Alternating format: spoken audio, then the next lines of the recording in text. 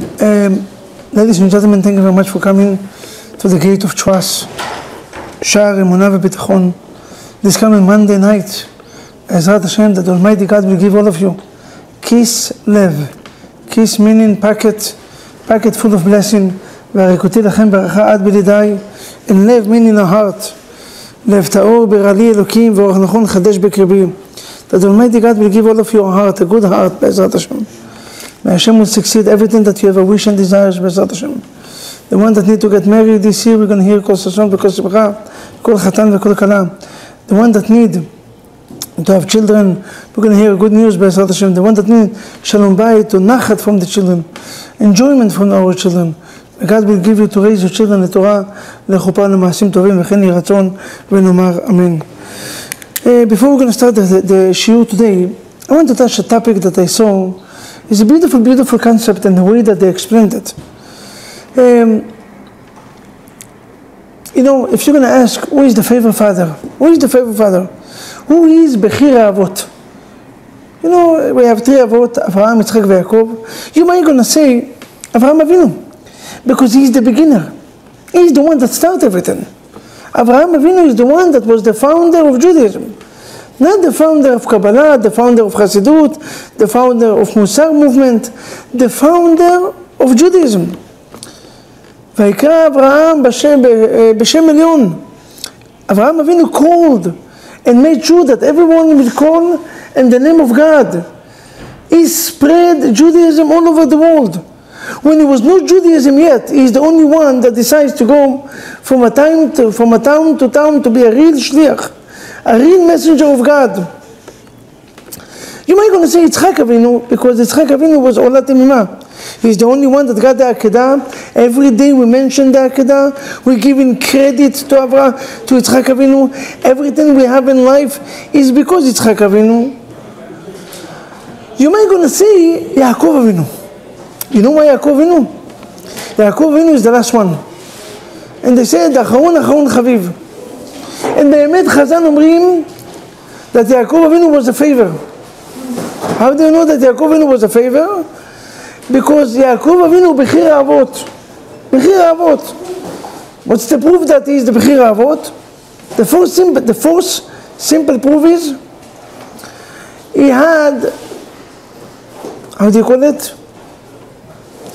All his children was perfect. All his children was perfect. Just maybe something to drink. All his children was perfect. Avraham Avinu had two children that was not so amazed. Yitzchak Avinu had two children that one of them was not so amazed. Ishmael and Esav. The only one that had 12 children, and all of them shayta mitato shlema, Yaakov Avinu. Yaakov Avinu is the perfect. Second reason, the Jewish nation being called after Yaakov. Bnei Israel. When we say Shema Israel, one of the explanations is, we're not talking to us, we're not talking to God, we're talking to our father Israel, Yaakov Avinu. Who is the one that the first one to say Shema Israel? The children of Yaakov Avinu, when they met him in Egypt. ברוך אתה אדוני אלוהינו מלך העולם, שהכל נהיה בדברו.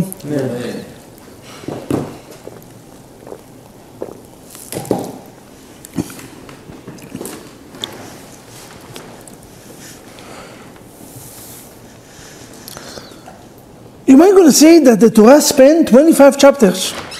25 chapters to speak about Yaakov Avinu. But I'm going to tell you tonight, you know why Yaakov Avinu was special? Because Yaakov Avinu teach all of us a message. Listen, Chaim Yaakov, listen to the message. No, Chaim Yaakov. Listen to the message. The message is this one. You know why Yaakov Avinu is Bechir Avot? Because, you know, you accept from Yaakov Avinu to be the most righteous. He's the perfect one. And still, he had two choices how to take the blessing from his father. Last week parasha, we ended.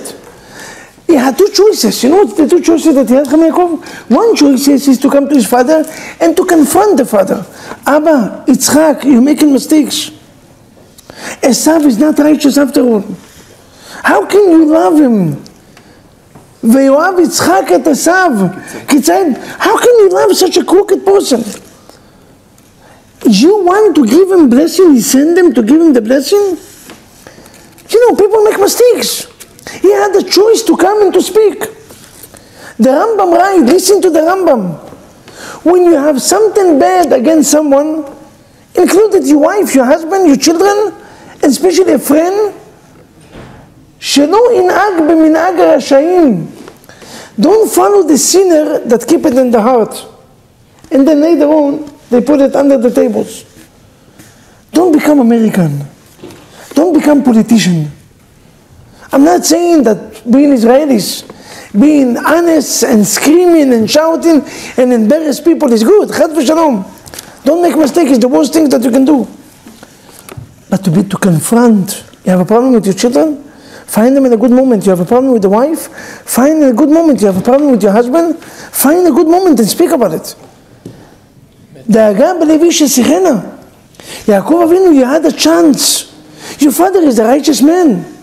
Your father is the most righteous human being. Why did Yaakov Avinu didn't go into Yitzchak and ask him and said, Abba, you're mistaken. I have to call you and Ima to a meeting and tell you what is my view. How did I look at all the stories? This is one choice. But Yaakov Avinu didn't choose that. What did they choose that Yaakov Avinu choose? Choose in a way, the crooked way. I will take the blessing at any cost. I will do whatever I need to do in order to get the blessing. What did I need to do? To put the clothing.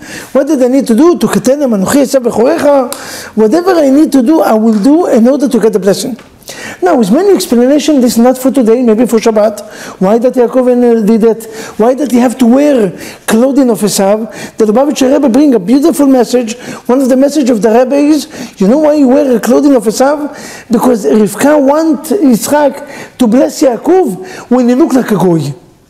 Because that blessing will hold for all the Jewish people in this generation.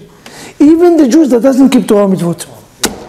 If Yitzchak bless Yaakov Avinu, only the Jews with the beard, only the Jews with the heart, only the Jews with the tzitziot, then, because of that you have to be the Lubavitcher Rebbe, then the blessing will be only for people, special people. Only religious people, only Haredim. Rivka, she was a mother, and a mother always see the benefits of a child. She said, I want my children, any children, that will come from Yaakov Avinu to get the blessing. What do you mean, any children? Even children that look like Esav. That their name is Sam, Uncle Sam. That they speak English, they don't know one word in Hebrew. That they wear jeans, Levi's, Nike, basketball, Boston Red Sox, and they are with a boom boom. That's it. Even such a guys, with the beads, nobody with the beads. Even such a guys deserve to get a blessing. A mother love a child at any cost.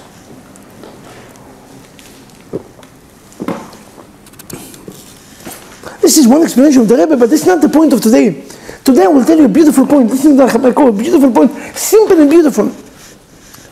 Yaakov Avinu is coming in and he's working for Rachel for 7 years. For 7 years he's working for Rachel. Why 7 years? Is again, this for Shabbat, but he was working for 7 years. And after he was working, and he said, Berachel bitcha aktana, meaning, he was the most clearest human being. Rachel, and not only simple Rachel, your daughter Rachel, and not your daughter, your little daughter. So meaning, I'm clear, and what exactly he got? The big one. Beautiful. He got the big one, and he was start to screaming. What's the question that he asked? Lama zeri mitani? Why do you cheat on me? Do you know where is another place in the Torah that the word Remiyah mentioned? Esav said, lama zeri mitani? יצחק told Esav, ba achicha bemirma. Meaning God want to teach Yaakov Avinu something. What it is? So listen to this crooked Lavan. He's teaching Yaakov Avinu תשובה. לא יעשה כן במקומותינו ליתן הצעירה לפני הבכורה. In our place, we don't give the young woman before the old woman. Why do we care which place? Say, I don't do it. Why do you have to mention in our place?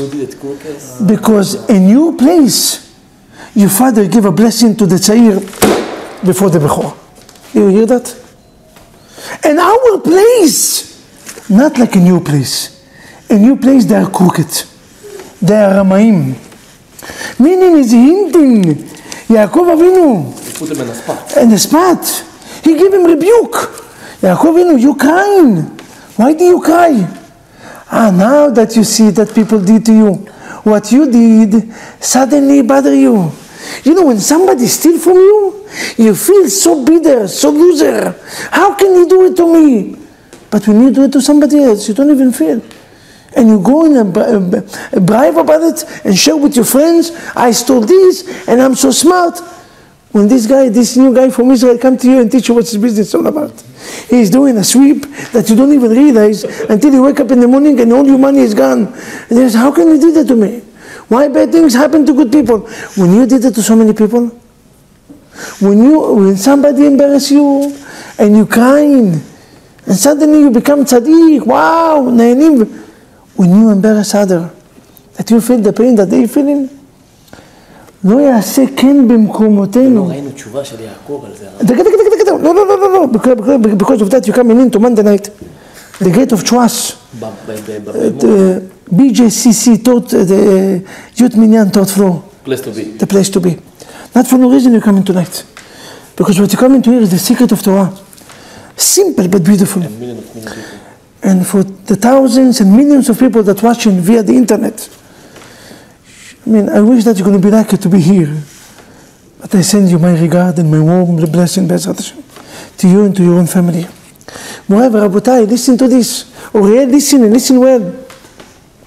He said, in our place, Ba'achicha b'mirma, lama zerim itani? Why? Because he wants to teach him. Where do you see that Yaakov Avinu did teshuvah? Where do you see him? And the Torah said that he did teshuvah. When Yaakov Avinu bumped into Esav, right? What is the first word he said? Kach na et birkati. Take my blessing. My blessing doesn't mean simply only the blessing that I'm giving you right now. The blessing of Yitzchak Avinu. I feel that the way that I behave with you, it was wrong. Maybe I was supposed to go in the straight way and not in the crooked way. Chaval that I... And this is maybe now we'll explain why the name of Yaakov being changed to what? Which names we change? Israel. Why Israel? Why not different names? You're going to tell me, yes, 60 ribu otiyot LaTorah, beautiful.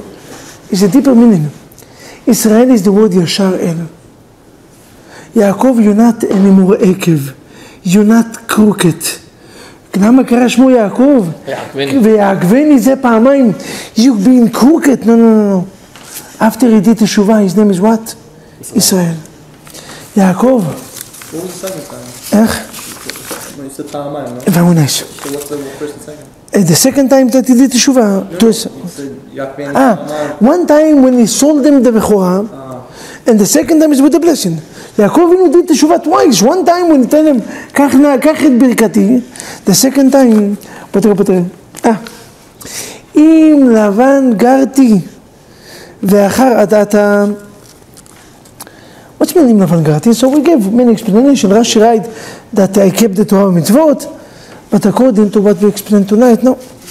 אם לבן גרתי meaning, לבן, after living with Lavan teach me how bad is to feel what you're doing to others. It's so easy to judge a case. This may be the greatest message of Yaakov Avinu, and a simple level. It's so easy to judge a case when it doesn't happen to you. But when it happens to you, suddenly you see the whole... In Lavan Gardi, you know why I'm coming to you, Esav? You know why I'm doing all this teshuvah and I'm giving you these gifts and matanot and... Because this is the first time that somebody did it to me. And Yaakov Avinu, it was not only the first time. The children did it with Dinah. They didn't reveal Yaakov Avinu the secret, right? When they went to kill the city. Also, what is Rachel Imenu with the Trafim, that she also hid from Yaakov Avinu information. Also, the brothers with Yosef Tzaddik, when they sold them, Yaakov Avinu failed so many. And you know why all of them was Remitani? In order to teach Yaakov Avinu to do the tikkun. To do tikkun. to fix your path.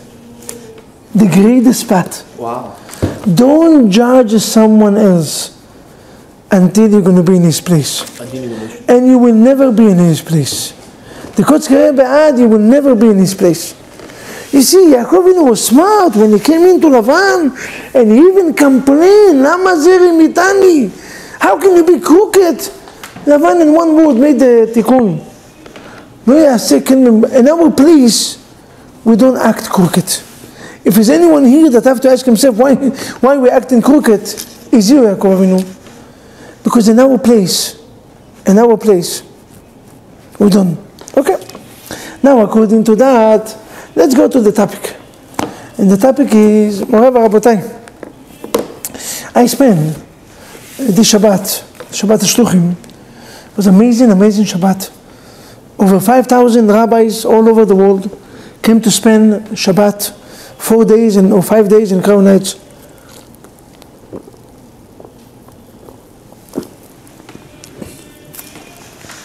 Five days in Crown Heights. And one of the rabbis that spoke to Rabbi Stavatitzky, I believe, he mentioned from the word of the Rebbe a point that I want to explain. Beautiful point. What's the point they call? Don't be stuck. Don't get stuck. He asked a question. Listen to the question. Why do we cover the hand when we say Shema Yisrael? When we say Shema Yisrael, what do? We cover the hand. The question is, why do we cover the hand? Why do we cover the hand? Do you know why we cover the hand? Mother. Do you know what the simple explanation? Why do we cover the hand? Get rid of distractions. Very nice. The simple explanation is that you're going to be in focus. In life, you have to be in focus. Second reason, what's the reason? We're doing it every day, and we have to know. 2 times a day, Rabbi. Twice a day, sometimes 3 times, because Very nice. In order to be listener greater, when a person doesn't see, his sense of hearing is much better. Do you know that? Yeah. Hopefully you will never know it. Hopefully you're always going to be able to see and to hear and to smell and everything that you need to do. But when a person doesn't see, he hears much better. So when I say Shema Yisrael, in order to listen, close your eyes and be focused and listen. Is another reason. Because in order to believe in God, in order to have emunah v'bitachon, you have to close your eyes. Because the world is interference with the faith in God. When you look at it in the world, you see that if you're not working Shabbat, you're going to lose money. This is what you see. You see it because logic-wise is 6 days you're supposed to make less money, especially that the 7 days is the season day. It's the most greatest days in business. Logic-wise is against reality. I had a person, one of my students, now we live in Philadelphia. He's amazing. He decides to keep Shabbat. When I say he decides to keep Shabbat, he had a woman that working in his company, the Yamamelech stuff. They made a lot of money from it.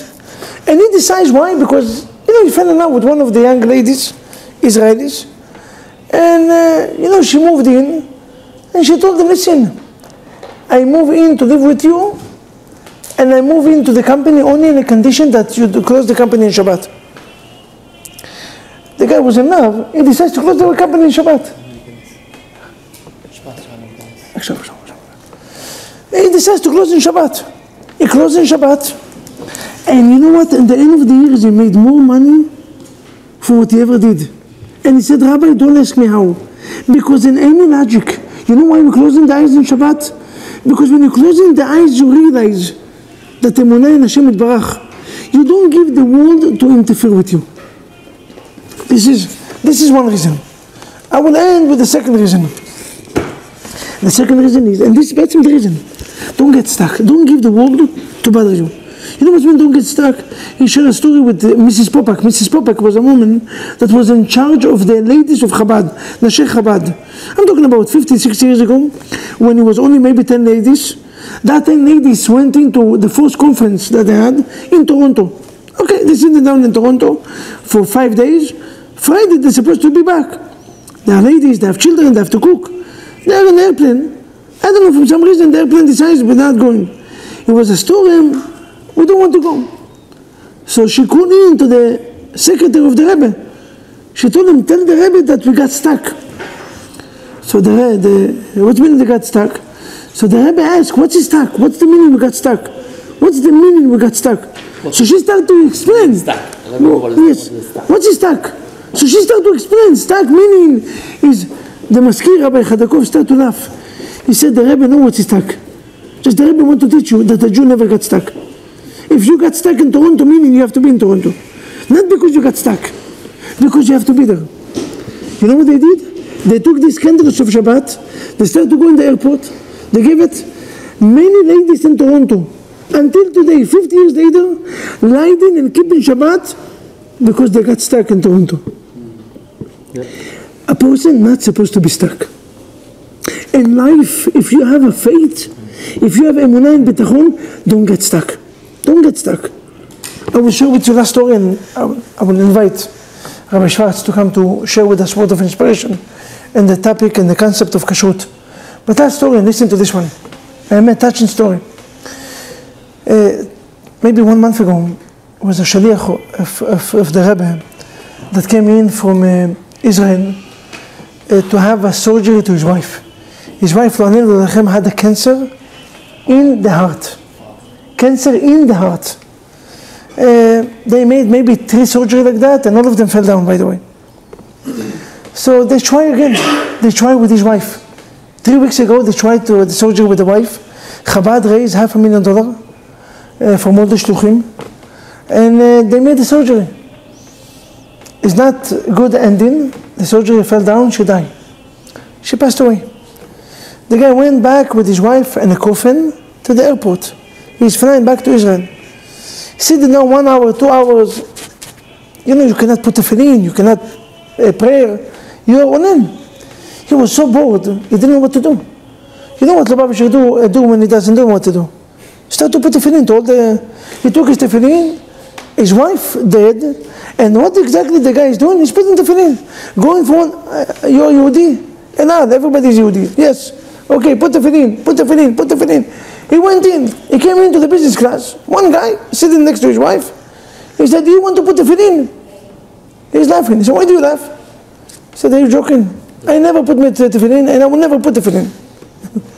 He said, what do you mean you never put tefillin? I'm asking you to put tefillin. He said, no, I'm not putting. The wife is hinting to the rabbi, don't even try. I know my husband for the last 50 years. He never put tefillin in his life. He doesn't like religious. Have nothing to do with religious. The guy said to the wife, no, I bet with you that today your husband put in tefillin. She said, you know, you're taking risk, Rabbi. He said, give me the chance. 2 minutes with your husband, I will show with him a story, he's going to put tefillin. He said, yes. 2 minutes, take. He come to the husband and said, what's your name, Moshe? He said, Moshe. His name is not Moshe, I'm just saying it to the story. He said, Moshe, what are you doing here in America? He said, I came with my wife to visit. He said, amazing. Trip. And what do you do now? He said, I'm going back with my wife to my children, to my house. He said, Moshe, I'm exactly like you. I also came with my wife to a visit, and I'm also coming back with my wife. And then I start to cry. But the difference between me and you, my wife is in a coffin. She's downstairs. And he started to cry. The guy thought that this rabbi is joking. He showed him the paper that the wife is dead in the airplane. He was so touched. Put the tefillin, any tefillin you want. He put the tefillin. And in the end, he asked him, Rabbi, is there anything that I can help you, money-wise, to cover the cost of the kvura? The rabbi said, no, I want you just to promise me one thing. He said, Rabbi, anything you want. He said, shake my hand and tell me that from now, anytime you're going to see a Lubavitcher that come and ask you to put the tefillin, you will never say no. He said, Rabbi, don't deal. Do you realize what's the message of the story? He didn't get stuck. Even when his wife died, nifteret. God forbid, what we're going to do? We're going to sit down, mourning, crying, shivering, fainting. What this Lubavitcher is doing? Rabbi second, stand up and continue his job. I have a mission in this world, and I have to get another job. You know why? We cover our hand in Krachma to teach all of us. Don't get stuck. כי שבע יפול צדיק וקם. A righteous man is not a man that doesn't fall down. A righteous man is a man that never fall down. Always stand up back again and continue. I made Avera, I fell down, I continue to do my share. Hopefully the Almighty God will teach all of us. It's the greatest message. First of all, what goes on comes around. You remember the first message of Yaakov, don't judge. Don't be easy to judge others, because when it happened to you, it's all different stories. And second, don't get stuck. I want to invite Rabbi Schwartz to come to share with us a word of inspiration in the topic of Kashrut, B'ezrat Hashem. Maybe today Rabbi Schwartz will speak about Shchitat Bet Yosef, with all the explanation behind. And hopefully the Almighty God will bless Rabbi Schwartz to have a long life, and a healthy life, and a happy life, and to raise the children ברחוב, בגשמיות וברוחניות, לתורה, לחופה ולמעשים טובים מתוך נחת. And we have to say thank you in behalf of our community for all the holy job that VHQ is doing, especially Rabbi Schwartz, to add more kashrut and a higher level, and the highest level that possible. Gentlemen, stay. First of all, I want to thank Rabbi for inviting me to be here tonight. I am honored that Rabbi is here listening. I know he's very busy, but I want to tell you that Rabbi is a treasure for the Jews, for Klal Yisrael. Somebody who bleeds. If you cut Rabbi's heart open, you'll find Klal Yisrael. Okay. The pasuk tells us, if I could just find it. Sorry, everybody. I came basically straight from work tonight, and I'm glad Rabbi reminded me that I was speaking tonight. The pasuk tells us in Perek Chav Gimel, pasuk Lamed, Shemot, Perek Chav Gimel, pasuk Lamed, Va'anshe Kodesh tiyun li, you shall be holy people to me. Ubasar basadeh trefal lo tochelu lakelev tashlichun oto. Meat, which is taref, you shall not eat it. Send it to the dogs.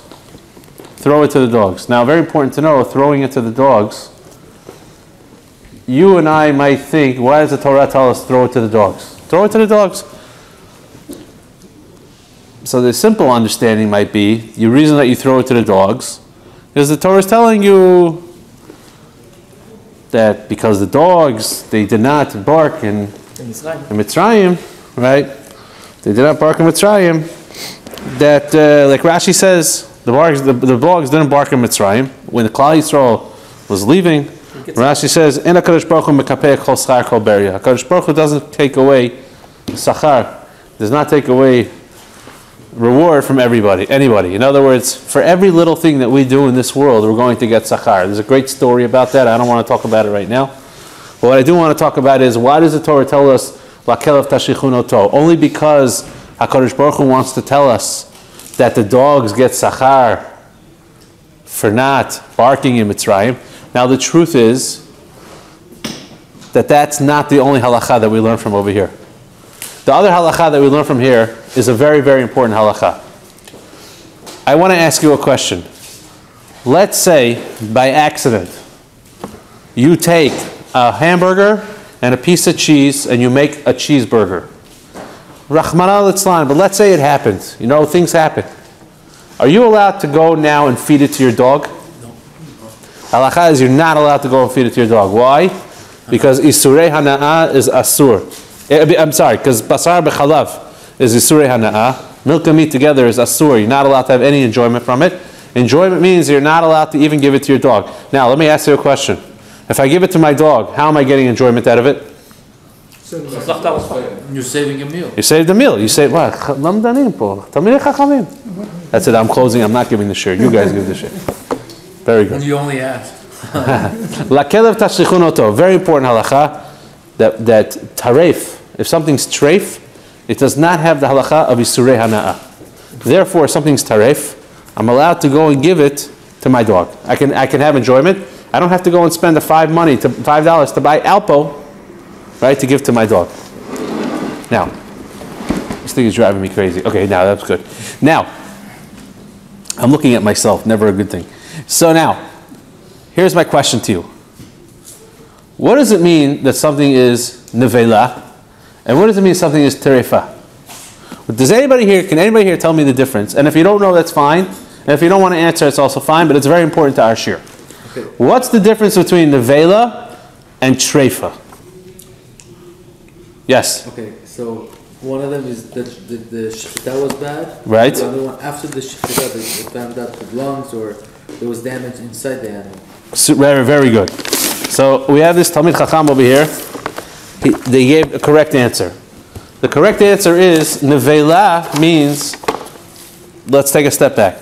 Nevela means that the halacha is, in order for me to eat a piece of meat, I need to have a sakin. I need to have a knife. Oh, I should have brought the shochet knife. But I didn't think to bring it. You have to bring a sakin, you have to bring a knife, which is kosher, and you shech the animal. Now, there are a lot of ways that when you shech the animal, the shechita is not a good shechita. If the knife slips, if the shochet doesn't do the movement correctly, let's say the knife is pagum, let's say the knife is not sharp, it's not clean, it's not without a blemish, that makes the animal into a nevela. But what makes the animal into a treifa? Now, what makes the animal into treifa, the Mishnah tells us in Chulin, there are 18 treifot. What is the definition of tarif?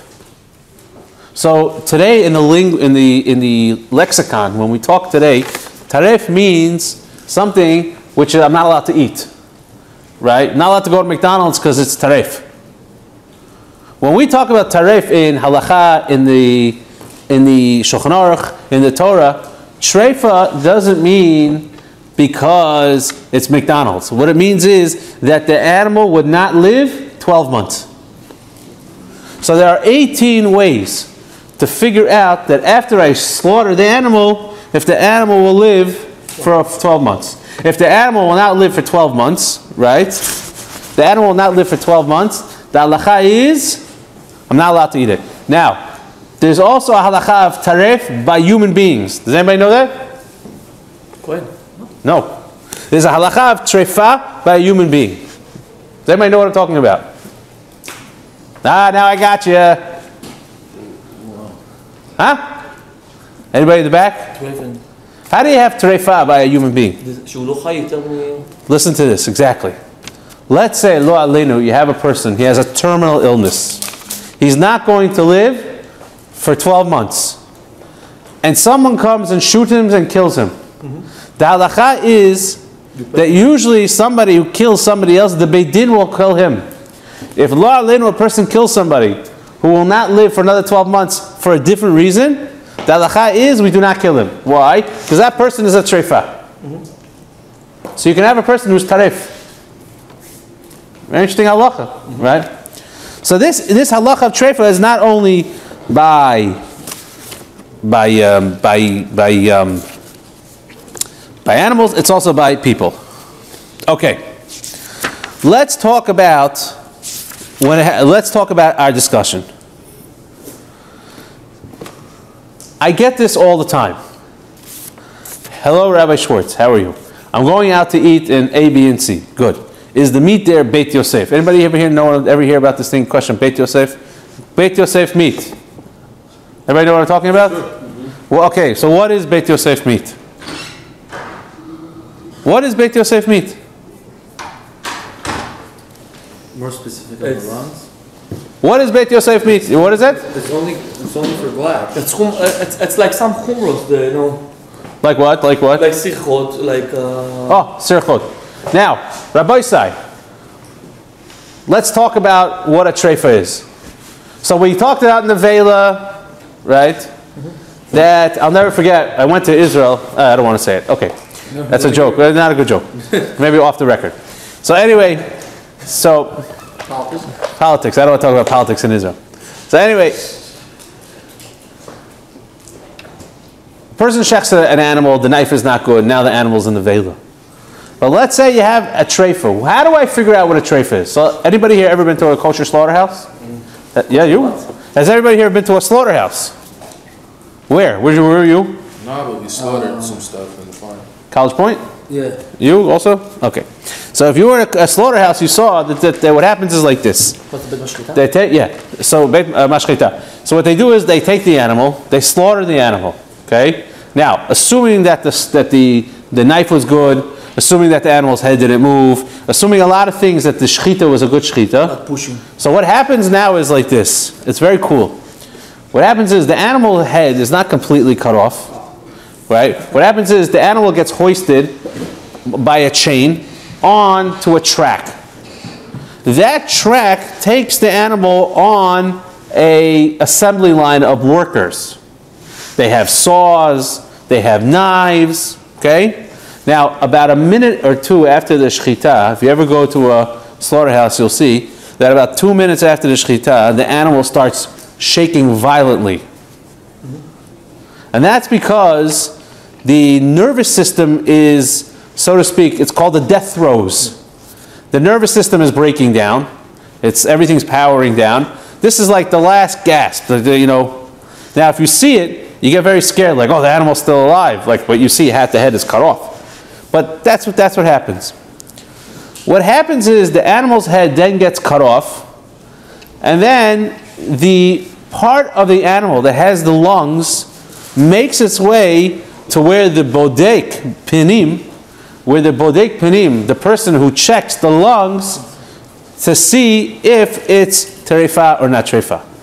Now the truth is that if everybody here behaves, maybe we can somehow one day bring in lungs and we'll show everybody. But I want to give a basic idea of what's going on over here. What happens is the person who's bodek panim, the person who's checking the insides of the animal, the head is cut off. Now basically what you have is you have beneath the neck part of the body, you have the stomach and you have the esophagus and the lungs, which are open. So the bodek panim takes his hand, he sticks it inside, and he feels around. Now what's he feeling around for? Does everybody get an idea of what we're talking about? I really should have brought show and tell. But is everybody getting a picture? I hope I'm illustrating it well. Cuts it open? You cut the head open? No. You don't cut out the head. No. I'm saying you cut like the side? You don't cut out the side. The head is cut off, right? Imagine a human being, right? Khalila, right? Yeah, Khalila, the head is cut off. Now you can stick your hand into the anatomy, right? They don't check there. They cut off the head. Now they stick their hand inside to feel the lungs. Now, when you feel the lungs, you have to see if there's something called a sircha. I said before that there are 18 treifot that the Mishnah talks about. We only check for 1 or 2. The most important that we check for is on the lungs. Now we want to find out on the lungs, is there something called a lesion? You know what a lesion is? Google it. What's that? It's like a tumor or something. It's like a tumor. Well, a lesion really is a mass. It's a mass. But why does that mass come? Because there's like blockage. No. Well, not really. The mass comes because it's covering up a hole. Mm-hmm. It's covering up a hole. So now, if I find that lesion on the lungs, what does that signify to me? That signifies to me that there was a hole there. The hole was healed by the lesion, or a lesion covered it up. But more importantly, since there's a hole in the lung, that means the animal will die within 12 months. Why do we make that determination? Is that why specifically? Because if you have a hole in your lung, that's science. Correct me if I'm wrong. What's that? So you've got a hole in your lung, the clock's ticking. Yeah. Clock's ticking, yeah. If you have a hole in your lung, the clock's ticking, right? The question is, when I feel that mucus, or I feel that lesion, whatever I'm feeling, when I feel that extra piece of something, what is it? Is it mucus? Or is it a lesion that grew as a result? Or is it is a membrane that grow as a result of the hole in the lung? Okay? Now, came along the Shulchan Aruch, right? Maran, the Beit Yosef, and he said in Siman Lametet 39, Seif Yud, Kol makom she'asru suchat hareya, Everywhere Chazal said that a sircha in a reya, a sircha means a lesion. What? In the lung, in the reya. In hefresh ben tehei asircha daka kechut hasa'ara, ben shetei ava v'chazaka v'rachava kegodel.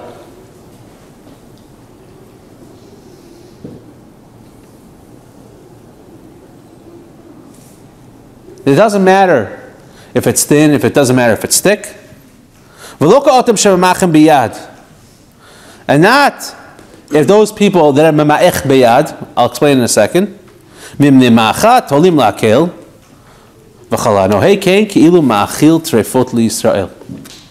Somebody who does that, it's as if he's giving tarif to Israel. Now what is he talking about? What he's talking about is the following.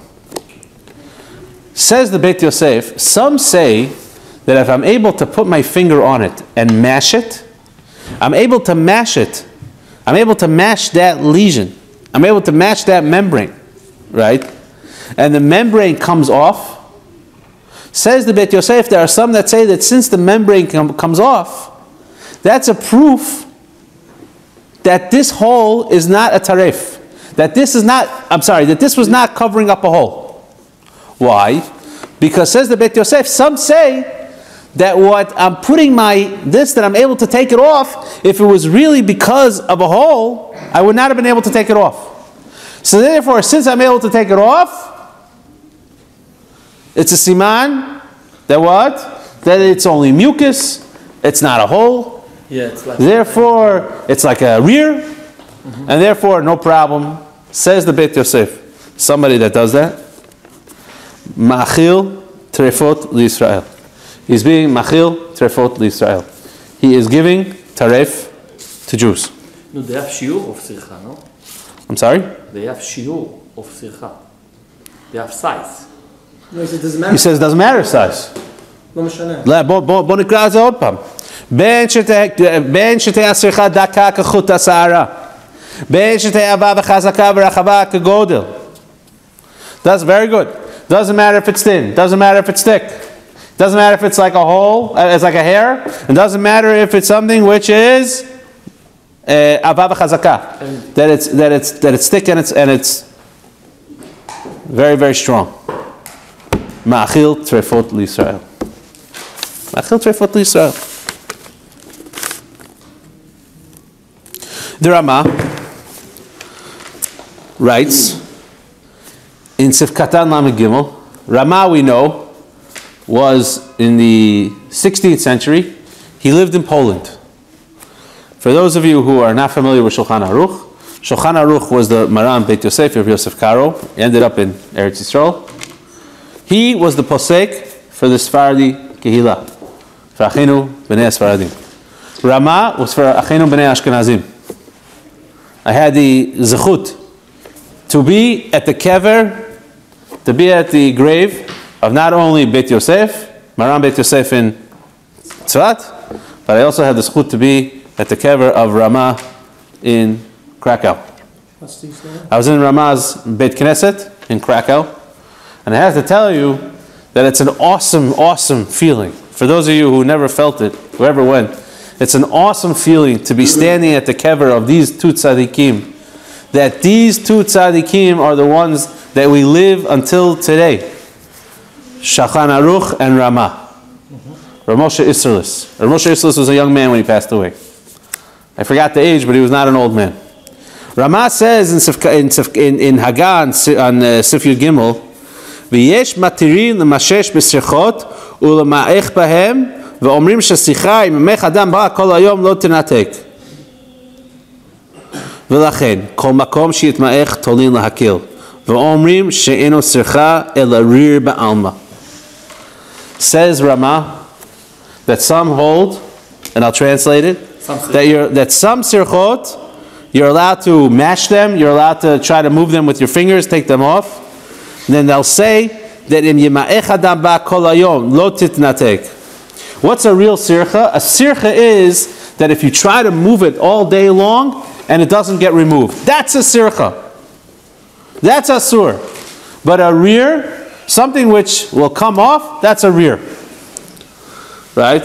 If you're able to mash it and take it off, תולים להקל ואומרים שאין צריכה אלא בעלמא. ואף על פי שהוא כולה גדולה, even though it's a big kula, right? Even though it's something which is a kula, you know what a kula is? It's a leniency, right? כבר נהגו כל בני מדינות אלו ואין למחות בידם. מאחר שיש להם ממש שישמחו. Right? Now, because he says if someone does that, you don't make a protest, right? Why is that? Because they have who to rely on. Says Rama, ומכל מקום צריך להיות הבודק ירא אלוקים שיודע להיזהר למערך בנחת שלנתק בכוח. So, he says you have to be careful that when you take off this sircha, you're not taking off the sircha with, all right, now it's not a problem. You just like that. Because the truth is, any sircha that you're going to pull off, you can pull off anything. If you pull hard enough, you can pull it off. So he says it has to be a Yerei Shamayim, that the person, when he's taking it off, he's doing it benachat. I want to tell you something, Rabbi Yisai. Today, when you have somebody in the shechita world, in the process of shechita, the person that the biggest Yerei Shamayim is the one who sticks his hand in. Because the process is the following. You have somebody who shechts. Somebody who's shechting, you could see he's shechting. You could see how he's doing it. You could check his knife, and you could check that he's shechting the way you should. You could look at it, it's in front of you. Not only that, even after the bodek panim, even after the bodek panim says good or not good, or if he says good, what they do is they take it and they blow it up with air to make sure that there's no air coming out. They take water to see if there's bubbles. But the biggest mumche, the person who has to know the most, and the biggest yirat shamayim is the person who is the bodek panim. He sticks his hand in. Why? Because when you stick your hand in, nobody knows what's going on. Nobody can see your hand going on. You don't have X-ray, right? That's why if you're going to go to a mashchita and you're going to see the person who's doing the bodek panim, that person you'll know is considered yirat shamayim, and he's the biggest mumche. He's the biggest expert. Because nobody knows what's going on inside. It's a lesson for all of us. I'm sure Rav Asher can give 5 hours on this. Okay? Nobody can know what's going on. The bedikat pnim, the guy who really is the one who's in charge of what's really going on is the bodek pnim. He's the one who's sticking his hand in. He's the one that knows what's going on. I hope everybody knows what I'm talking about. Hope you're following me. This is a very important. Yes? What's the point of sticking your hand inside and checking it if you're going to blow it up anyway to check? So that's a good question. The answer is because the halacha says the minhag is to first stick your hand in. That's the way we do it. Because we don't want to cut open the lung before we checked it. Once we check it on the intact. Even when we pull it out of the animal, right? But we want to be able to check it when it's intact. It hasn't been touched yet. Because we want to get it in its perfect form to see if it's kosher or not. The bedikat chutz that we do is only to make sure to confirm what we saw earlier. Yes or no? But we want to check it in its most pristine form and fashion. Okay? Now, who's the Ramah talking about that we have who to rely on? So the Rosh writes that the custom in Ashkenaz, does anybody know what Ashkenaz was? What? Germany, right? So the Ramah writes that the Rosh writes that the custom in Ashkenaz was to rub the sirchot with one's hand and to see whether it had the status of a sircha or merely mucus. The Maharshal, Shach, and many other poskim, they say the same. So now, meat that comes without any of these sirchot, that is Chalak Beit Yosef. That is what we call Chalak Beit Yosef. Now, here's where the fun for me starts. Can anybody tell me over here, out of 100 animals, how many do you think you get glut? How many? 5. That's very low. 35%. What? Like 2%. No. From 100? 100. 35%. So the average for beef. 10. What? The average for beef is about, depending on the year, could anywhere between 17 to 35%. 17 to 35%, depending on the lot. What's that? 17 to 35%. In other words, it can be 17% if you. Now, what happens is you get a lot. Usually, you get a lot. L-O-T, A-L-O-T, 2 words, not a lot, a lot. A lot, depending on what company, how they do it, could be 80 animals, 90 animals. It's about 80 animals is a lot. So those animals, they come from like the same farm. They come from the same, right? You're not taking one from Nebraska, one from Minnesota, one from, right? You're taking from a lot. So whatever, usually, however one is fed, however one is, now you have to understand that the animals are fed corn. They're fed a lot of things to fatten that up. It's very easy for them to get tarif. I have been to a slaughterhouse where I saw that an animal had a nail in his stomachs, right? You see, I don't know if you guys got the memo, but the cows didn't get the memo. They don't have sechel, right? Some people also like cows that they don't have sechel, right? But cows don't have sechel. So I've been in a slaughterhouse where they found the Pepsi can in the animal's stomach, right? Why is that? Because the animal, they eat whatever they see and whatever's in front of them, right? They just eat and eat and eat, and if they don't, if sometimes they like it, sometimes they don't, they eat it. Lamaisa, when I was starting in the kashrut industry 15 years ago, you never really heard about Beit Yosef. Beit Yosef, not Beit Yosef. And I want to tell you something. When I was growing up in America, not everybody ate glat either. Now, glat is 100% kosher.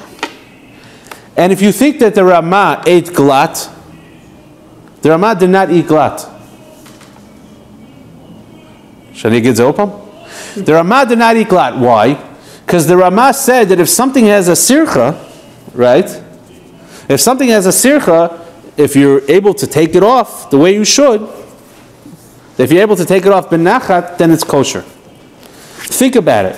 In the times of the Ramah, they didn't have mass production like they have today. You had an animal, you brought it to the shochet.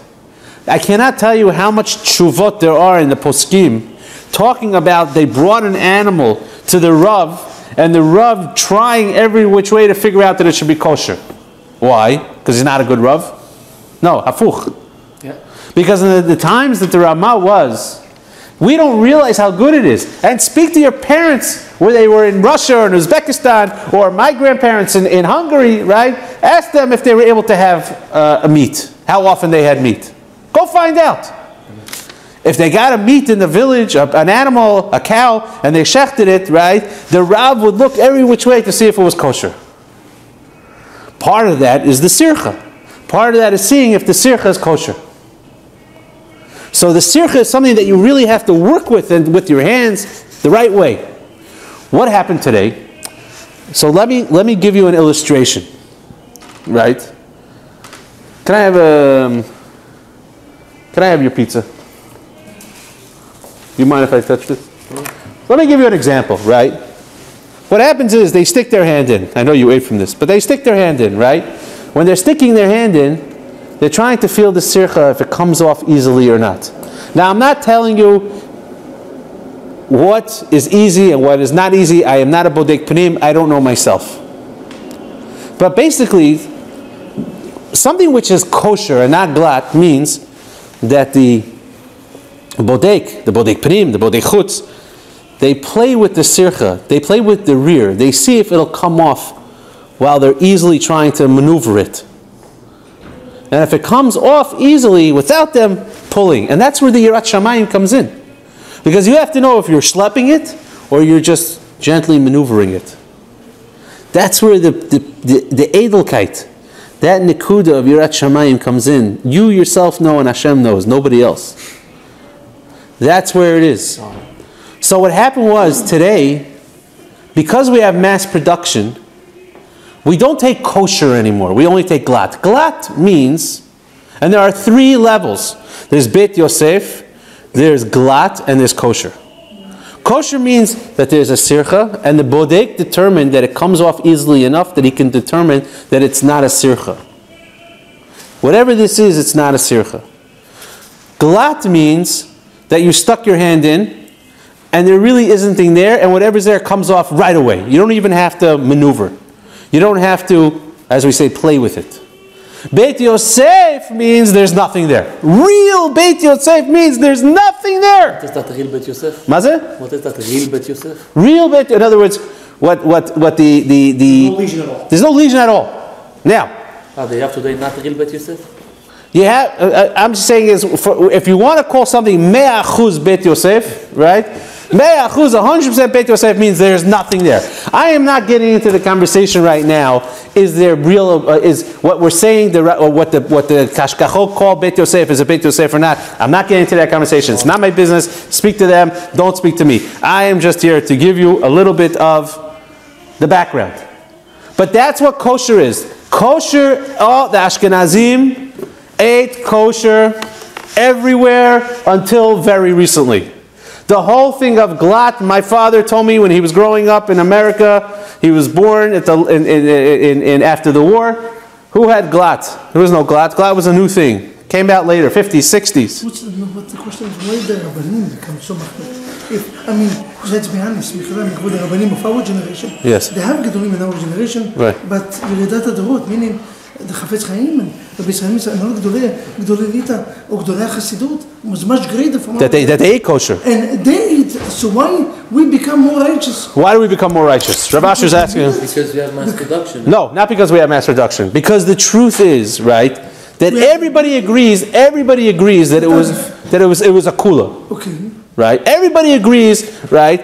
As the Rama says, V'yesh matirim, right? V'yesh matirim tolin lahakel, kom bakom shiveh tolim lahakel, right? So why should I be toleh lahakel if I don't have to be toleh lahakel? Because Chas v'shalom, we're not saying the chas v'shalom that they ate not kosher in those days, right?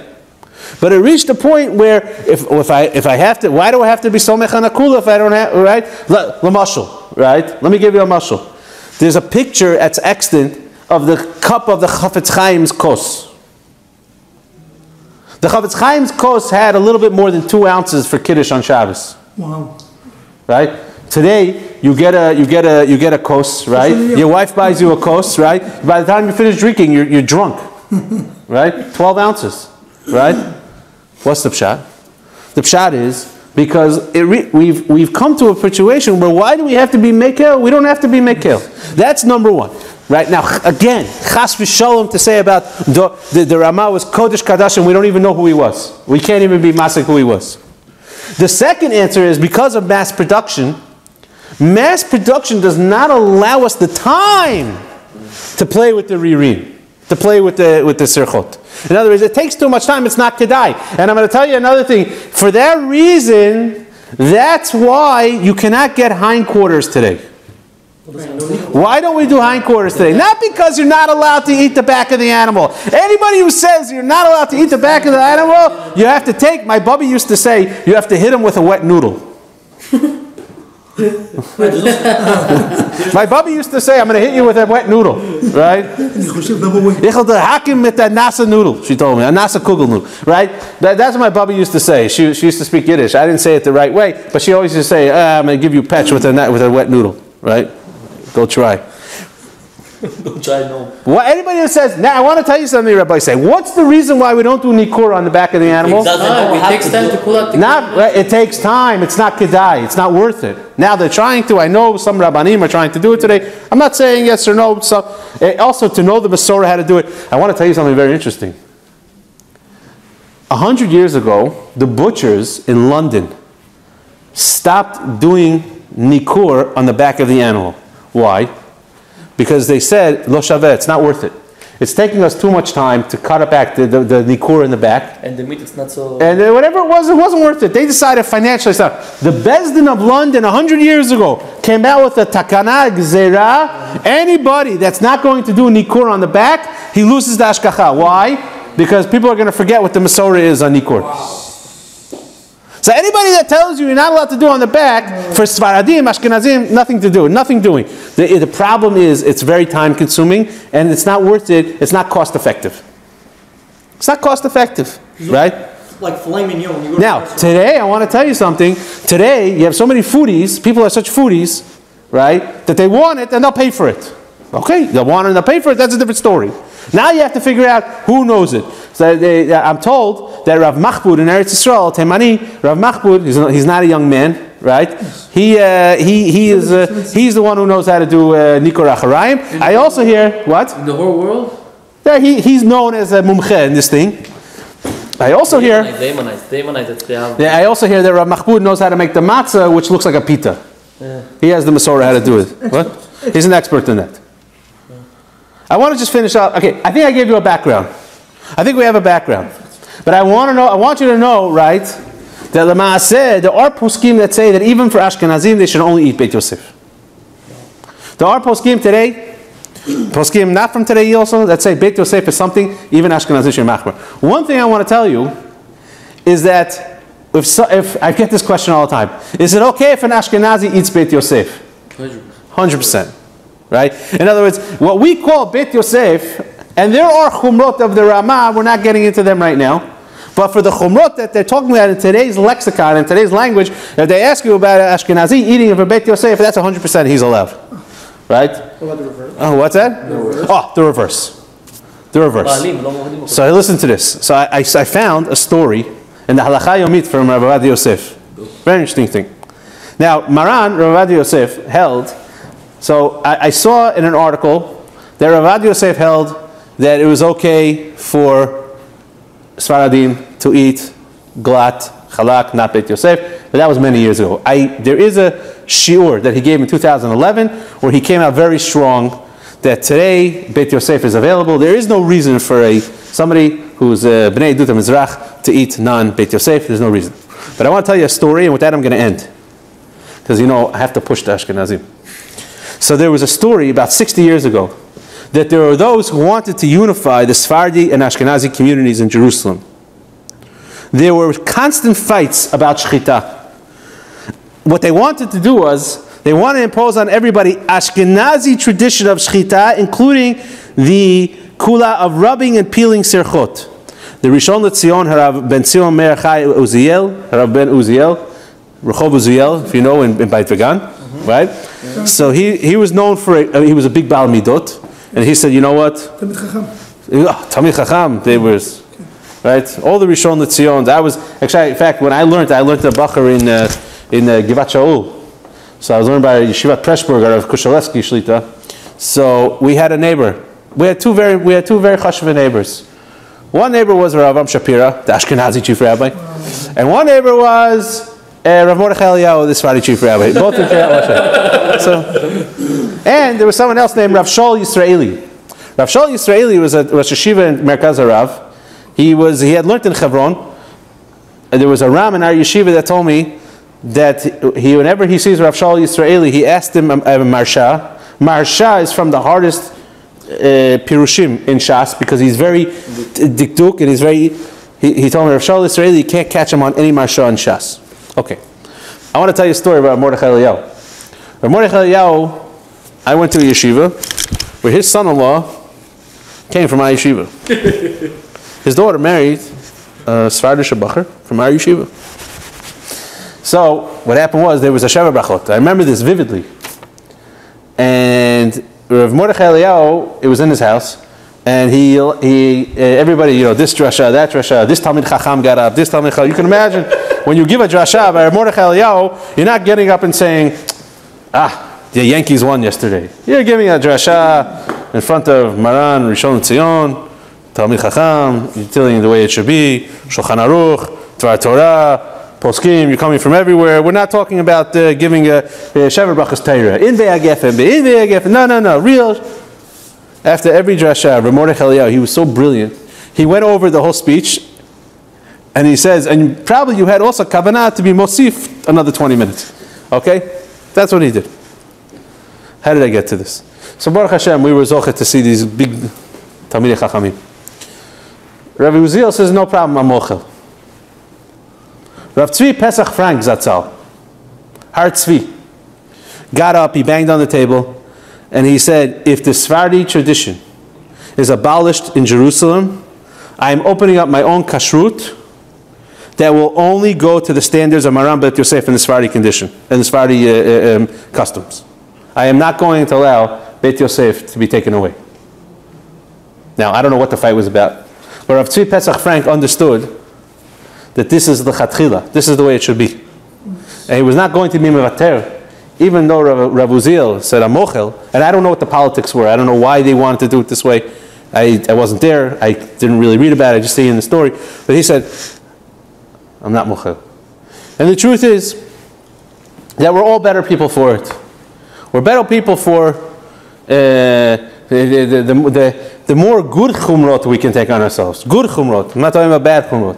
The more important chumrot, these are from the, a person that can eat Beit Yosef. Now, in the Ashkenazi community, I can tell you that the poskim today are not machmir, that the Ashkenazi community has to have Beit Yosef. Right? Because there's also an inyan that we have to remember what glad is, what the kosher is. We don't want to lose that either. Right? But of course, a person misha machmir al atzmo to have only Beit Yosef, right? So according to Maran, right, somebody that doesn't eat Beit Yosef, it's like he's eating treif. Okay? So listen, everybody, kol echad has to ask his posek. These are sheilot that is not for really a shiur. This is just a background, right? But what I want really everybody to understand, right, is that Beit Yosef is not just a name, right? It means that someone with Yirat Shamayim determined that this did not have sechot, did not have ririn, it's 100% clean. Bezat Hashem, we should have the schut to only eat things that we should eat, not eat the things that we shouldn't eat. And most importantly, is that not only what goes into our mouth has to be good, but what comes out has to be also good. I want to tell everybody, right? I'm sure Rav Asher has said this before, but I want to say it again. We have a minhag that we don't eat egozim on Rosh Hashanah. Why? Because it's gematria chet. Right? If you take the gematria chet and tet, how much is 8 and 9? 17. Egos, without the vav. Egos, right? 1, 3, 4, 10, 7, 17. Right? So one of the big Bali Musar said, and remember, chet is also big gematria chet. Right? Chet is also big gematria chet. I want to wish everybody. Not only Egozim is big gematria chet, but doing a chet is also big gematria chet.